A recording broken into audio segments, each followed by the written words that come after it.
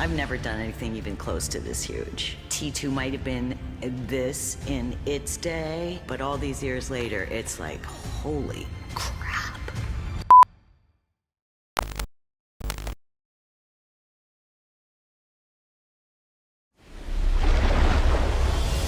The big ultimate fight is in the turbine room of the dam. I suppose in a way you often expect the ending to be some big dramatic thing, which, you know, to be honest, it works, doesn't it? That is one hell of a climax for the T-800, the Rev-9, Grace, Sarah Connor, and Danny, just to kind of end this film and maybe begin something new. Should be easy enough. When you do the stunts and you do all this action stuff, you never really know what it's going to end up looking like. It's so crazy, the amount of people, the amount of work, the amount of time. You can never imagine something this big. I've never done anything even close to this huge. T2 might have been this in its day, but all these years later, it's like, holy crap.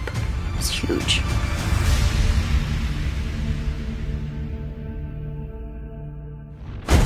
This dam is really cool, and it's a real dam at this river between Portugal and Spain, where the water goes down a slope and then it's launched on a curve, and it shoots out about 250 yards down the river. The guys at the dam told us, if you're standing next to it while it's running, it displaces so much air that it would suck you in like a jet engine. It's crazy. We are currently standing on the top of a turbine hall. We decided to go with the Francis turbine, which is what you can see here.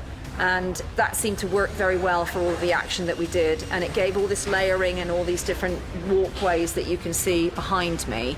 And it also assisted us in a lot of the storytelling. It's kind of Danny's big moment where she's like, okay, I'm done running. So it's a big heroic moment for Danny inside this big fight where I think it's really different. This is our kill box. This turbine hall that you're in at the moment is actually loosely based on about 5 different turbine halls, one of which I was very lucky enough to visit that was actually in Spain. The whole way that it's been designed, it just worked perfectly. It was really important to make as much as possible that we could literally cram inside a stage that was real. We've built nearly 2 full turbines. There's a half pit, a full turbine, and then this is another half turbine. So we decided to extend it and make it so it's 6 turbines. So when it actually gets shown and you see it, that will be a CG extension to make it look much bigger. We're in this amazing set where we'll be replacing a good chunk of it and adding a huge fight between our Rev-9 endoskeleton, our heroes, of course Arnold is our T-800, and there'll be a lot of people wearing interesting hats running around because of the nature of some of our stunts. We have to take our heroes and basically replace our stunt players, so putting other people's heads on other people's bodies in order to pull that off, including removing someone's head during part of this fight sequence. We've been preparing for it for many months, and even more people than us have been preparing for us to be prepared for it. So we're very excited to have an amazing final fight sequence. We have stunt viz that we do in the stunt department, and our second unit director, what we'll do is we'll go to the location and we'll see the layout, we'll see what is actually there, and we can mock up shots or mock up angles with different lenses and whatnot, and then we'll show the Tim, and then we'll make tweaks to where something very polished comes out. We approach it very tactically in the fight. It's not just 2 dudes punching each other. Arnold, of course, is just blunt force, trauma, kind of a fighter, and then Sarah is very tactical, protecting Danny, and it's this whole defensive action. I'm not watching another child die, you understand me? Grace fights with this chain that she's spinning really fast, and she's using it in a way that I think is pretty cool, and of course Arnold joins them for that final fight. He's fucked up, but still in the fight. People really love watching him doing all this destructive stuff and being able to destroy anything. So numbers are against me, 4-on-1, well, 4-on-2, let's say, and they all about to get what's coming to them.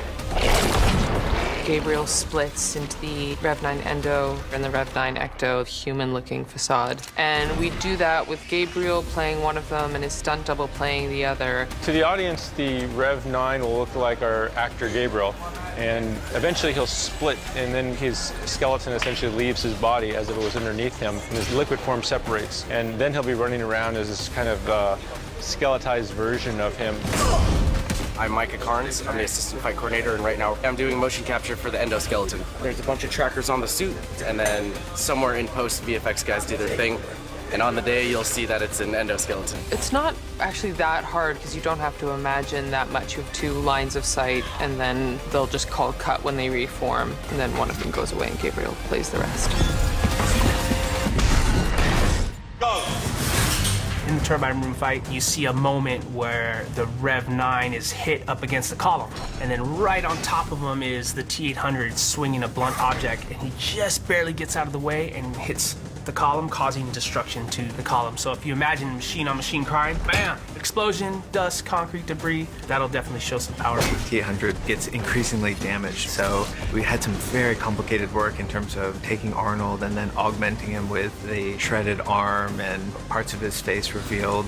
You look terrible. At least I still have all my face. Arnold was up for it all, like he's giving us a great performance, and then we're just augmenting that.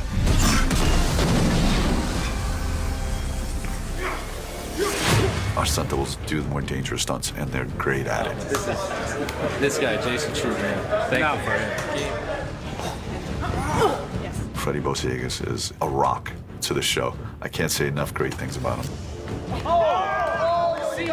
So what works with that is, she tried to kill me, I shoulder blocked it, now she has to drop and do push-ups, so you have to be on your toes at all times. Jason Domenico, who is one of the best stunt riggers in the business, is here, and he is doing some amazing rigs and keeping the actors safe. Jimmy Choo and Micah Carnes, who I've worked with for a long time, are great at designing action. We work very closely at doing these fights, and they're great at working with the actors. That's my boy Jason up there, taking a pass with our very cool, very Terminator-y entrance. Today we are doing the jump off the turbine rail over there. It's a 3-part hand pull. I'm on his pull line that pulls him forward over here. We've got 2 more lines, one that keeps him afloat. The other one is his back line that kind of slows him down on the way in. So it's kind of critical because if I pull him too short, he'll hit the rail on the way over. And then if I pull him too far, he'll miss his mark.